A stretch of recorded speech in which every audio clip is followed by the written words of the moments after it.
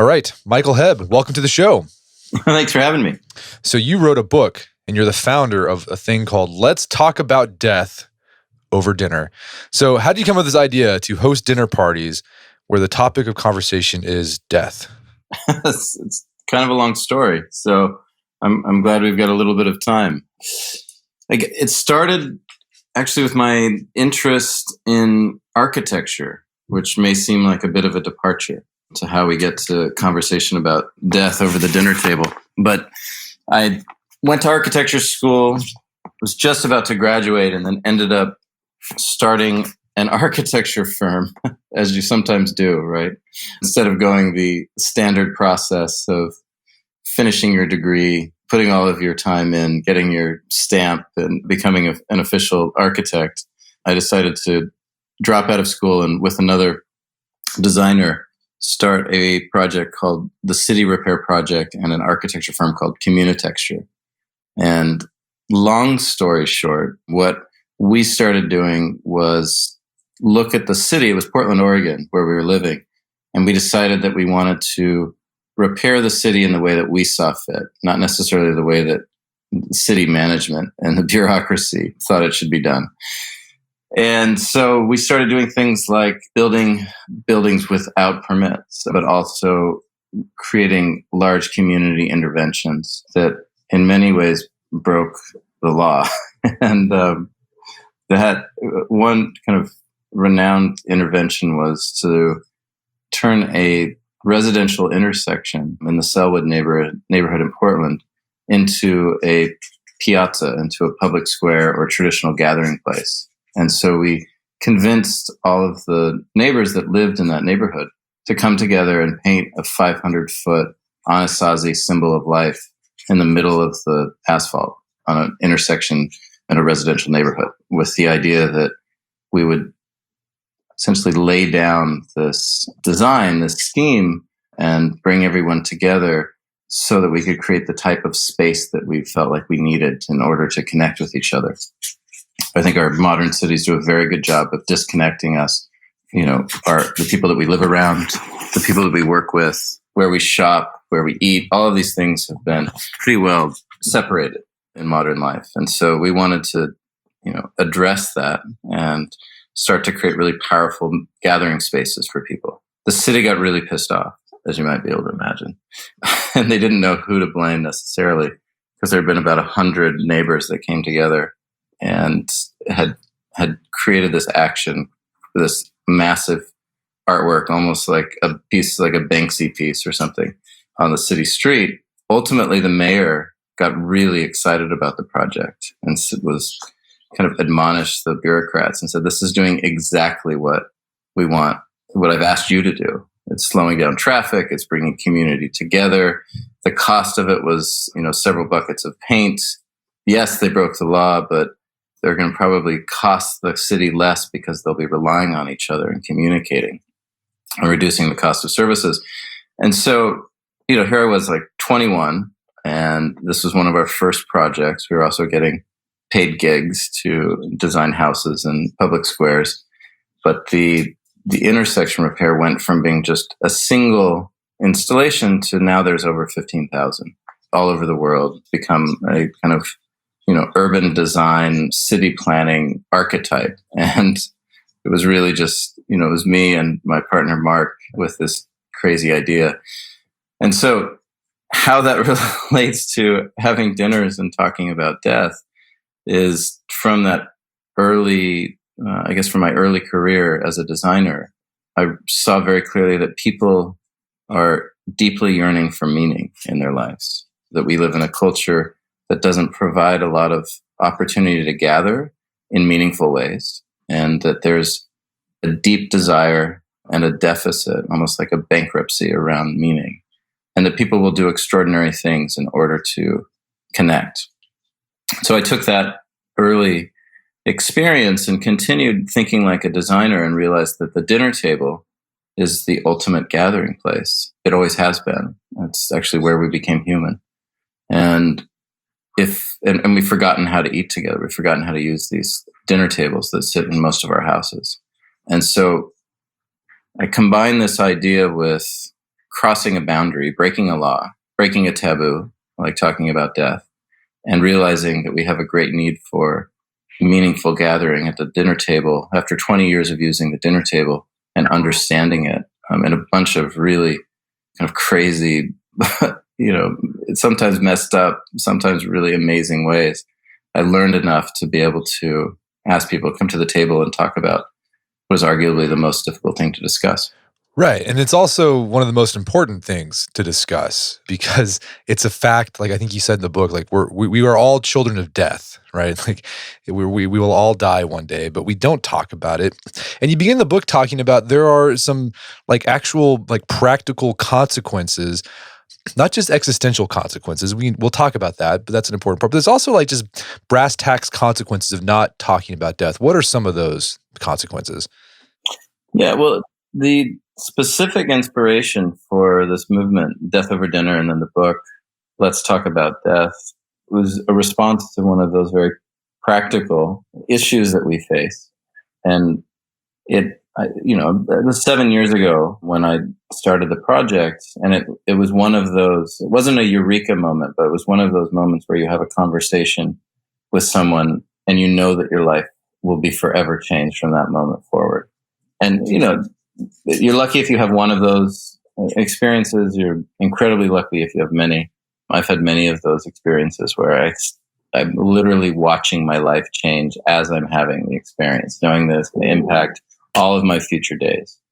And so I'm on this train between Seattle and Portland, and I sit down in the dining car. And what I usually do in a dining car is in the train or in any of these, different transits, transportation modes that we use, is I isolate myself, right? I find the chair where I can sit by myself and I grab a seat, put on headphones possibly. But for whatever reason that day, I decided, I think maybe it was a crowded dining car and there was only one seat available with two other people at the table. And they both ended up being these doctors and they'd both left the, kind of conventional medicine practices that they had to, go on. One of them was on a walkabout and just gotten back from Haiti. And the other one didn't know what they were going to do, but they weren't going to do allopathic medicine. And so we started talking and, it's like, so you had left the medical world, and why have two random doctors decided to leave our medical system? And of course they're like, well, it's broken. So like you, I like to ask questions. And I said, what is the most broken thing in our medical system? And their answer was the same, even though they didn't know each other. They both literally at the same time say how we died. And for me, that was a striking response because 7 years ago, there wasn't front page news about end of life care, advanced care, palliative care, hospice. These things weren't even talked about in the D, E, or F sections of our newspapers very often. There's been a total sea change. And so, and so I inquired further, and the statistic that came out of that conversation that stopped me cold was that 75, and now I think it's actually in some cases 80%, depending upon how you figure the statistics, but essentially 75% of us want to die at home in the United States, and only 25% of us do. And so if you do the quick math on that, that's half of America not getting what it wants at the end, not having access to, or not deciding to, or for some reason not getting their wishes granted at the end of their life. And, we live in a country that prides itself on rugged individualism and the freedom of choice and a list of freedoms. And the fact that we're not getting what we want for the one thing that we all have in common, for me was incredibly striking. And I immediately saw that, a conversation, as I delved a little bit deeper with these doctors, to understand that because we're not talking about death, because we're not talking about our wishes, they're not getting fulfilled. And at that point I asked them, I said, well, what if I get the whole country to talk about death? As my brother likes to tell me, it's always an opera with me. So it's not for like, well, let's start small. It's like, how do we take on this issue at a global scale? It was at first national and then global. And so I said, I'm going to start this project. let's have dinner and talk about death. And they're like, great, done. We support you. And I haven't seen those two doctors since. But the reality was we hit a nerve, this project. And even though when we first started, people thought that we were insane, combining these two things, in the last 5 years since it launched, by conservative count, there's over 1 million people that have sat down and had this 2 to 3 hour experience. And we've done that for literally no funding other than a small Indiegogo. So, I mean, you said, okay, 75% of Americans want to die at home, but only 25% do. So it sounds like you have to have a plan and a very proactive plan. So like, if you don't have a plan, what's the default in the medical field? Like, why do these guys think the way we die is broken? Is there a default that goes on there that causes people to end up dying in the hospital where they don't want to be?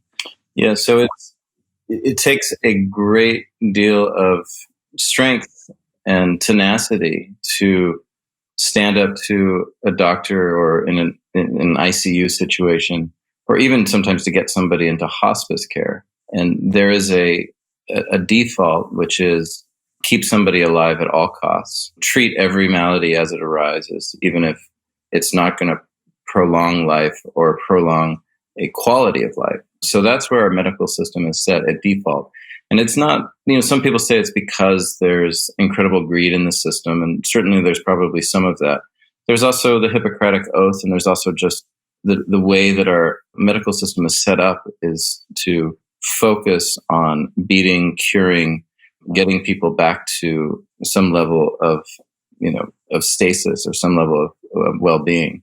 And so if you decide that you want to take a loved one, or if you are in that situation and you want to actually stop fighting or die not in a hospital room surrounded by an array of machines and strangers, it is difficult to stand up and say, this is what I want, especially when people aren't willing to talk about the fact that the end is near. There's not a conversation about reckoning, like it's coming. The likelihood of me getting out of here alive is low. How do I want my final days to be? How do I want my final moments to be? You have individuals, family members, doctors, nurses, administrators, all with a very low level of comfort and a low level of literacy around this conversation. And so the conversations don't happen hardly at all. And when they do happen, when people actually talk about, so as far as the practical quality of this conversation, it's a little bit of a perfect storm. As you said, there's existential, there's spiritual reasons, there's peace of mind reasons. There's a lot of different elements to why we'd want to have this conversation, why we'd want to face our mortality. But the very practical ones come down to the fact that you want to let your family know what you want at the end, how you want to be treated, where you want to be, what is the feeling that you want in the room? Like, what kind of music do you want playing? Do you want to have yourself strapped to a bunch of machines? Do you want to fight at all costs? If you don't tell them that, they don't know how to advocate for you to make sure it happens.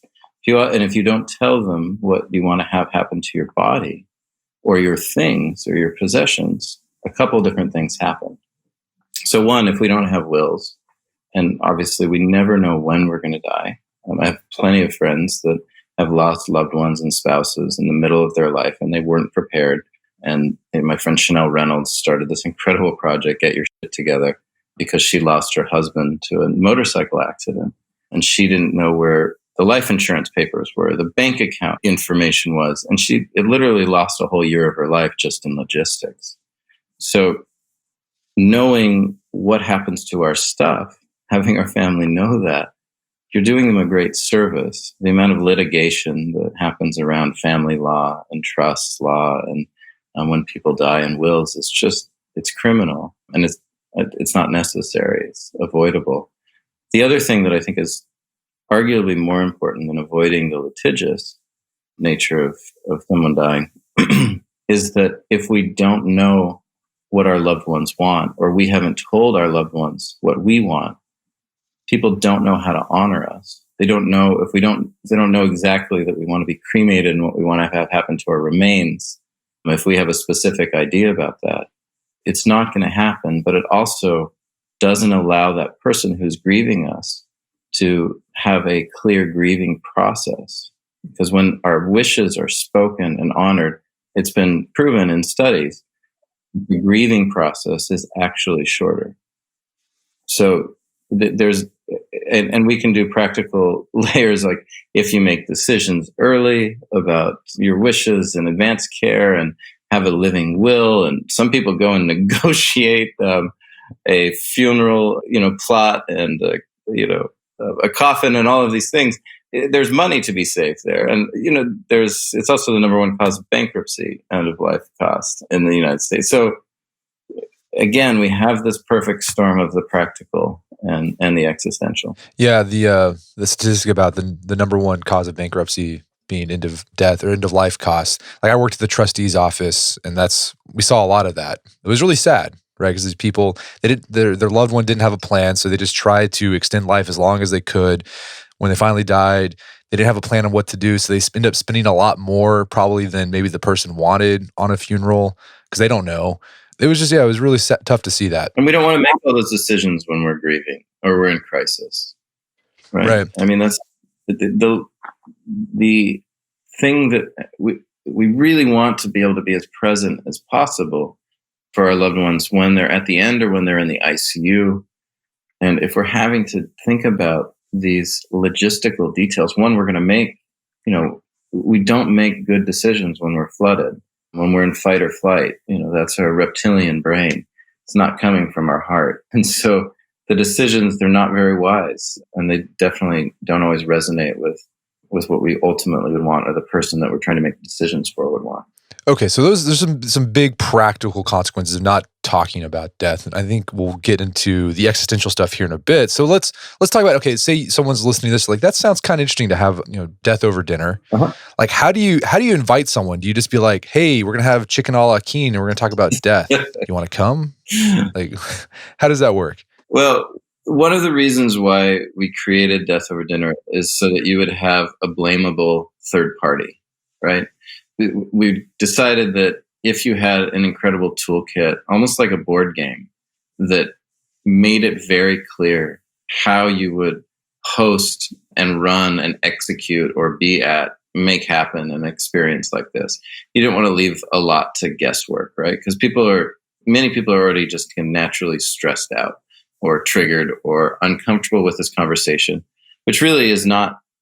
I mean, there's some of it that's just the nature of the conversation, and so much of it is cultural. We haven't primed people for or created opportunities or permission for people to have these conversations. So it's awkward and uncomfortable for a lot of people. So the idea with Death Over Dinner was to make it as simple as possible, to make it as simple as the simplest board game.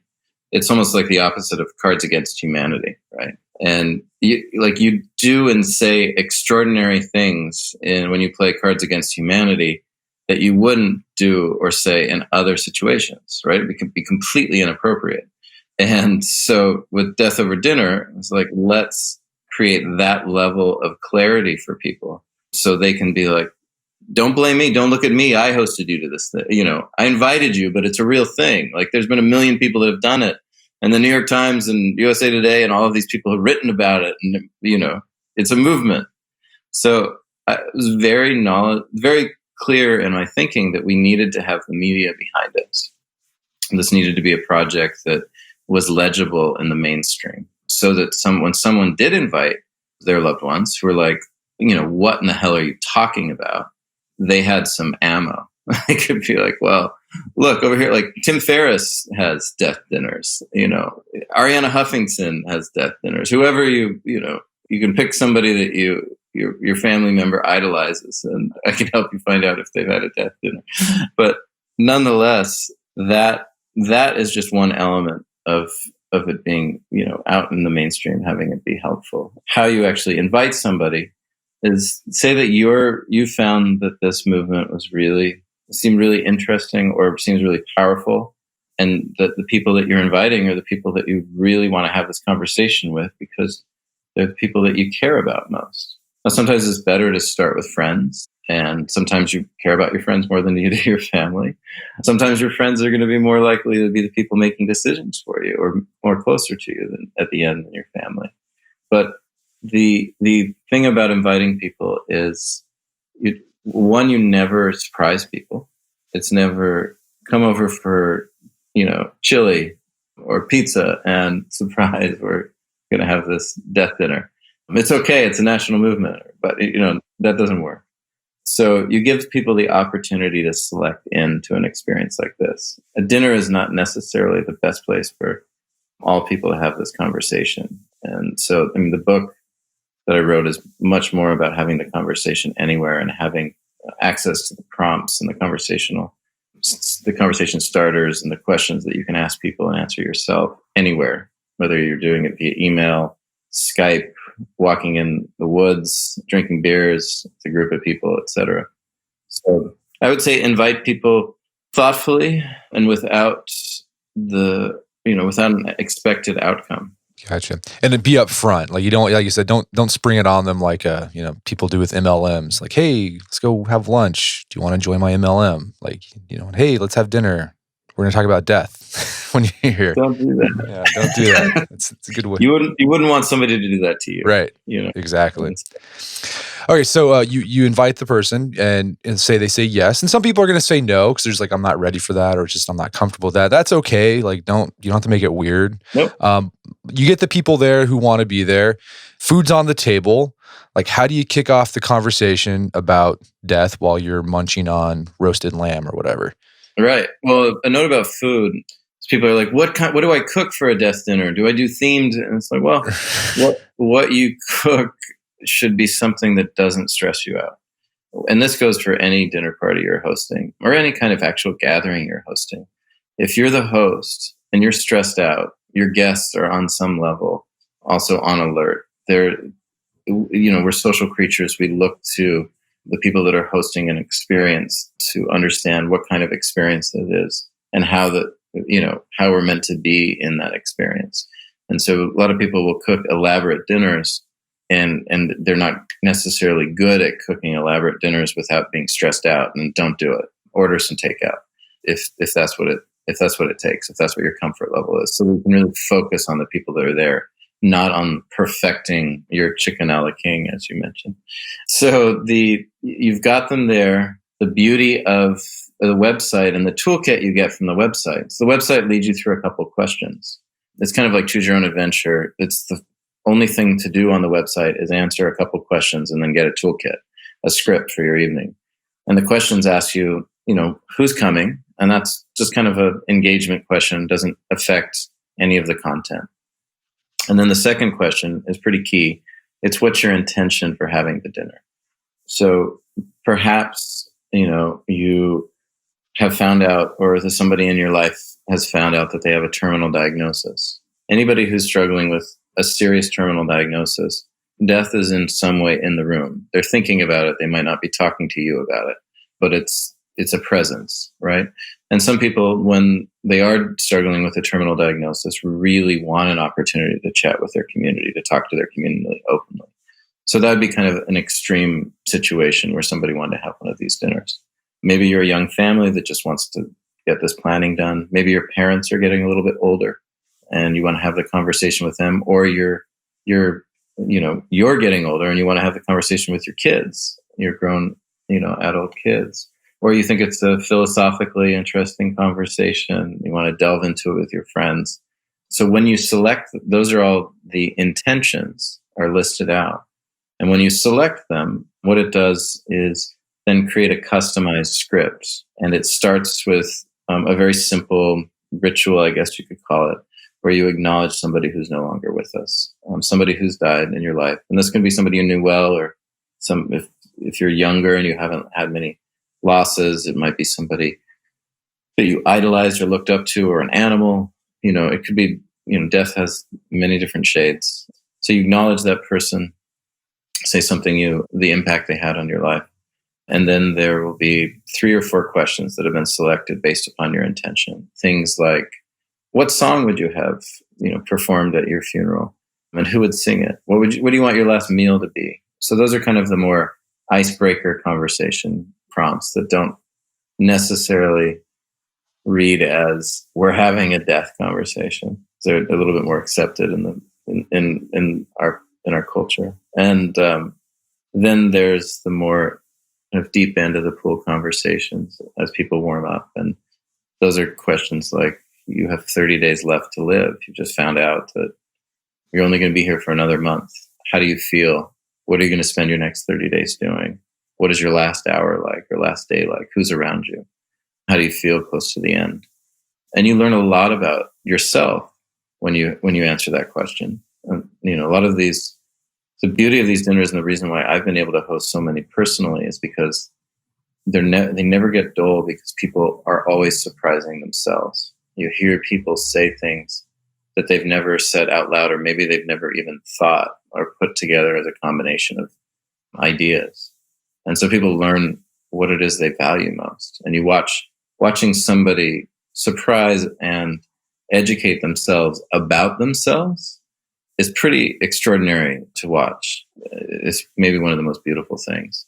And then spouses and partners and siblings and parents and kids also learn about each other, and old friends learn things that they never knew about each other from these questions. And that kind of discovery or new information is what fuels intimacy. Intimacy in a friendship, intimacy in a love relationship, intimacy in a parent-child relationship.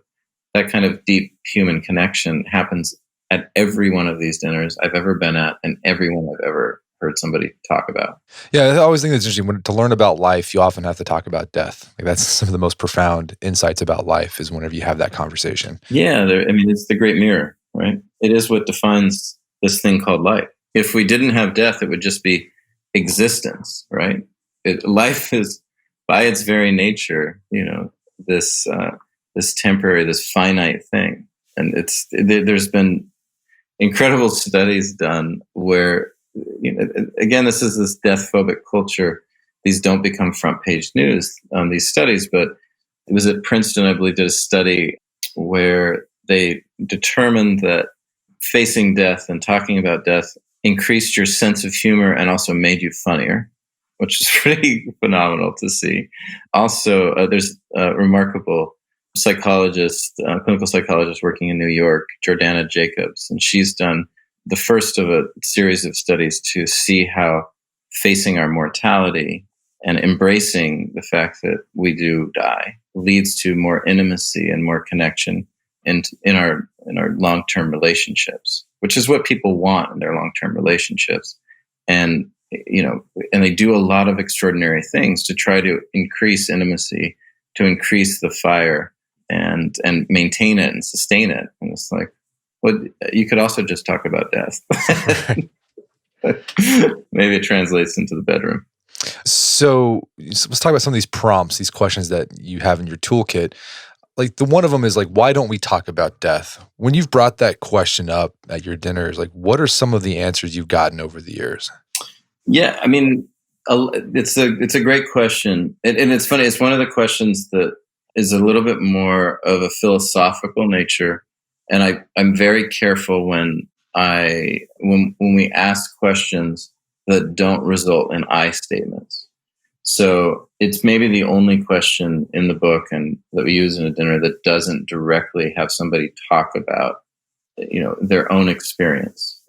It's a place where people will talk about our culture, and which is great to talk about our culture. Death dinners are designed around people talking about their own experience, because there are no experts in death, and you're the only person who's an expert in how you feel about your own mortality. But as far as why we don't talk, I've learned a lot from doctors and nurses about how we've medicalized death in the same way that we medicalize birth. There's a lot of parallels, not surprisingly, between the culture and the machine and the business of being born and that of dying. And we've taken birth in many ways from a very community, family experience, and we've made it a very medical experience, often at great cost to individuals. And there's been some great improvements as well. And a lot of children that wouldn't be on this planet, and the humans that wouldn't be on this planet without the medicalization of birth. But we've done it very effectively with death as well. We've taken it from a community act. We don't encounter bodies anymore we don't see people dying. Very rarely are we at the bedside of somebody dying. Very rarely are we confronted with a body. And so, it's left our daily experience and it's entered into this more professional realm. And so instead of there being some dark conspiracy out there for why we don't have this conversation, I think it's a little bit more like the need to get back to growing our own food and cooking our own food and realizing that there's incredible value and the pendulum swing too far in the direction of modernization and technology and away from human experience. So that's true in food, that's true in birth, and that's true in death. Another one of the prompts that I liked a lot was, what is the most significant end-of-life experience of which you've been a part? Are there any answers to that question that really has stood out to you over the years? I'm sure there's too many of them, but do they all have something in common, right? But they do, actually. Yeah. Because there's those that talk about a horrific loss or a devastating loss. And then there's people when you bring up this question or questions about, death in general, and you see this almost light come into their face, into their eyes, into their being.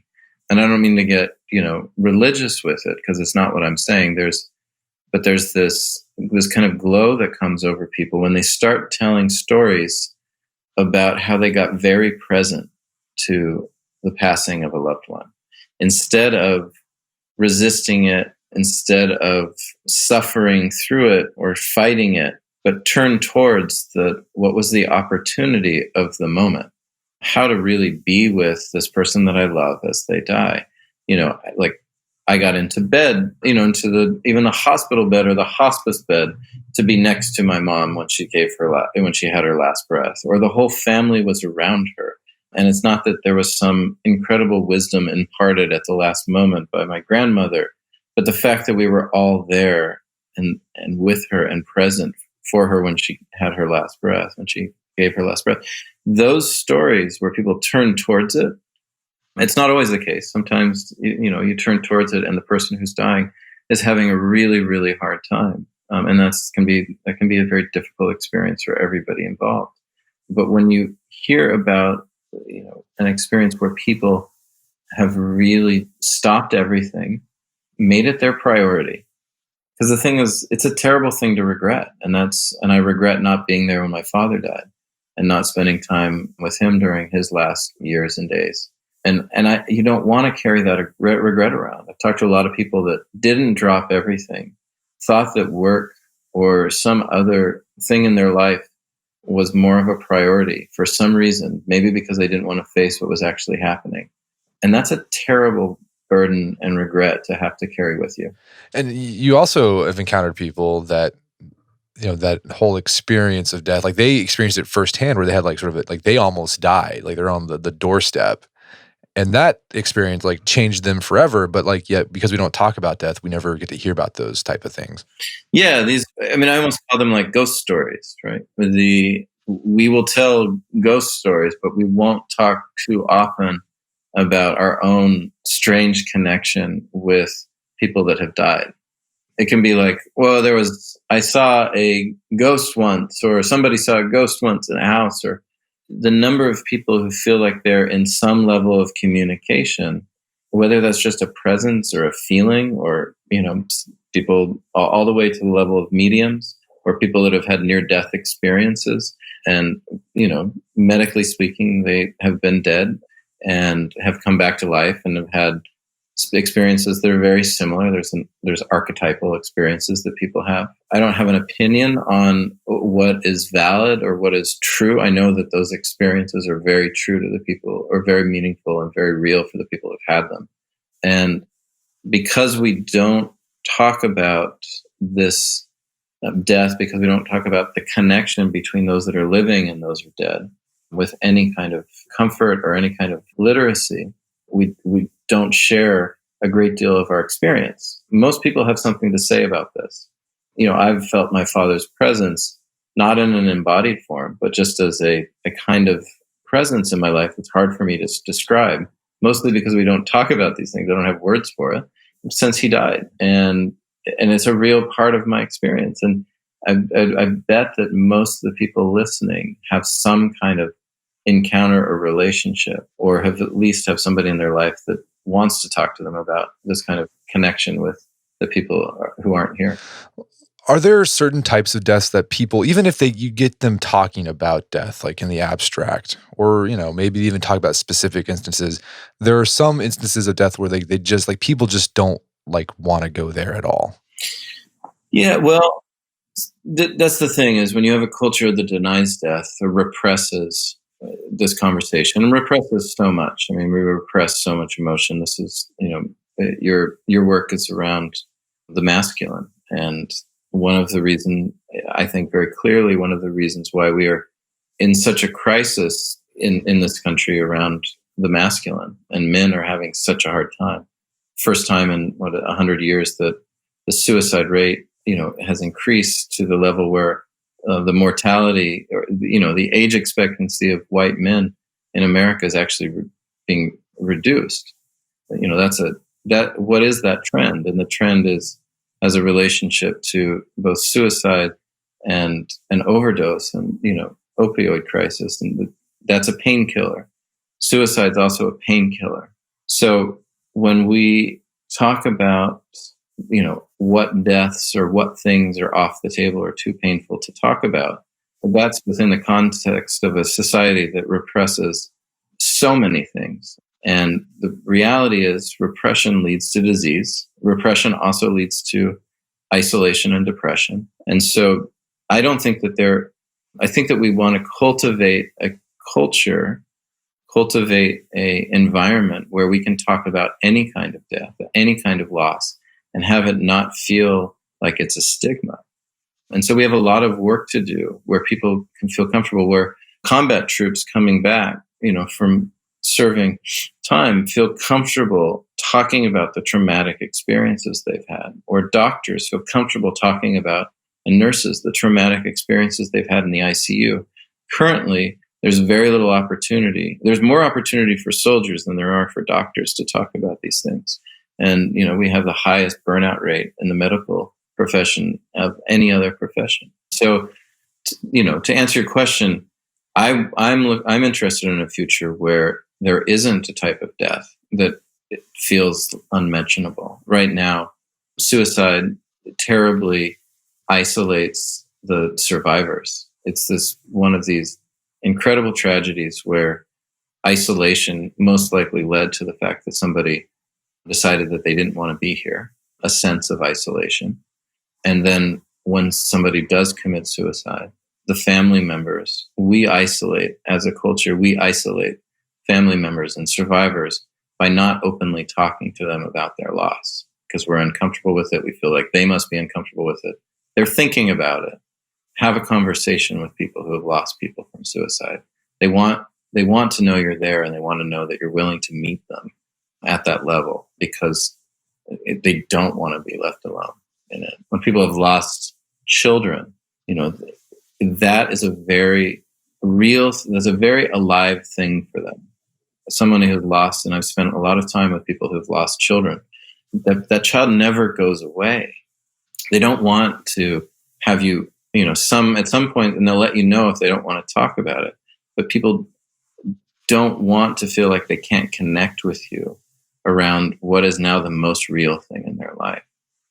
I just saw the film Roma. I don't know if you've seen it, but talk about a powerful reminder of the potency of what it means to lose a child. I'm not going to give away any spoiler, but that exists in that movie. And I don't think I've seen a more powerful movie in cinema, maybe ever in my life. So we want to have these conversations, and they're not for everybody. There's a lot of work that needs to be done, on oneself to get to the point where we're comfortable talking about these difficult things. But it starts by taking a risk. It starts by finding out where your edge is and stepping over it and being vulnerable. So I mean, having that conversation, going like about losing a child, or say someone in their family commits suicide. Like, how do you bring that? I mean, to me, it seems like you wouldn't bring that up at a death over dinner. That seems like something you do. I don't know, when the time was right. Like, how do you broach that topic? So it sounds like people want to talk about it, or maybe some people don't, but some people do. How do you, as a person who wants to like mourn with those that mourn, right, do that? I mean, is it going to be? I guess, is it going to be awkward? Like, you just have to accept that and then just see where it goes after you broach that line. Yeah. No, it's the fact, if you have the courage, because it's really a courage issue. You're doing something that is uncomfortable, something that is beyond the known areas of your life, to go up to somebody and say, "Hey, I've been thinking about you, and I've been thinking about your loss. And if you want to talk about it, I want to let you know that I'm here for you. I may not be the best person for it. I feel a little bit uncomfortable right now, but I don't want you to feel alone." Right? Now you can say that. You can say that when you're getting coffee, when you're on a break, when you run into them in the hallway. You can say that via email. You can say that via voice memo. You can say that via Facebook Messenger. There's any number of ways that you can say that thing. And that is never going to be, I would say almost never going to be met with like, "Go away and how dare you," right? And so if we're looking for the right moment to say something as simple and human as what I just said, it's now. And then it's now, and then it's now, and it's now. If you have somebody in your life who's had one of these devastating losses, there is nothing but good that is going to come from saying, "Hey, I've been thinking about you, and I want you to know you can talk to me about this." And just be honest about the fact, I'm not a therapist. Obviously, you know that I'm not even good at these conversations. I'm scared as hell to bring it up to you, but I really don't want you to feel alone. It's more important to me that you don't feel alone, right? That to me, like, the person's going to be impacted pretty powerfully. So we've been talking about speaking of kids, like, how do you should you have these like death over dinner conversations with your kids? And if so, how do you bring that up? Or do kids just bring it up? Yeah, you've got kids, right? I do have kids, yeah. Yeah. Do they ask? Are they curious about that? My oldest is pretty existential. Yeah. Which is it's like he's like, I don't know. Yeah, he's like an existential philosopher, and he's 8. Yeah, totally. So a lot. So here's the thing: is every kid, they're all snowflakes, right? They all have their own personality from the moment they're born, or way before they're born. Who knows when they're imparted that? But I've got a couple girls. One is 18, one's 10, and it's very much like anybody with kids. If they're curious about it, if they want to have this conversation, if they're asking questions, then meet them there, right? The thing that you don't want to do with a kid is be like, "Don't talk about that," or "We don't talk about that," or repress or shame them around that conversation. You're starting a pattern where you're telling them, one, that they can't be their authentic self, and that they have to change the way that they're being in order to get your love. And it's one thing when they've decided to do something like run into the street, like you want to shame them. That's keeping them safe. But when someone of your kid wants to talk about something existential that maybe even makes you uncomfortable, tell them. Say, "Hey, it makes me uncomfortable, but I hear that you're curious. And so let's maybe explore this together." Kids who have some anxiety around it, they're really reaching out and telling you that they have some concern and worry. You can tell them, "Listen, we're very much alive right now." Some kids, don't sleep because they think about death and nothingness. And you can tell them, "Hey, we're very much alive right now. Everybody in our life is very much alive. Let's breathe. Let's be in our body. Let's be grateful for that." And maybe not in the middle of the night, think about things that are existential. But during the day, let's do some exploration. Your kids are telling you something very essential about themselves when they start asking these questions. Now, if they're not curious, my 10-year-old is like, poor girl, has to deal with being adjacent to or in, whether she wants to be or not, conversations about death all the time. She has zero interest in it. Zero. And she literally, she'll like headphones, and I don't think she's even avoiding it. She's just not, it's not really that, it's not relevant to her right now, and she doesn't want to make it relevant. And so I don't ever push the conversation on her. My 18-year-old, we delve into all types of realms of conversations about this. Yeah. What does your 10-year-old say when like people ask, what does your dad do? She you know, that's a good question. She will say, well, he writes, he wrote a book and he does dinners, and what's the book about? It's about death, and she will roll her eyes a little bit. Right. Yeah.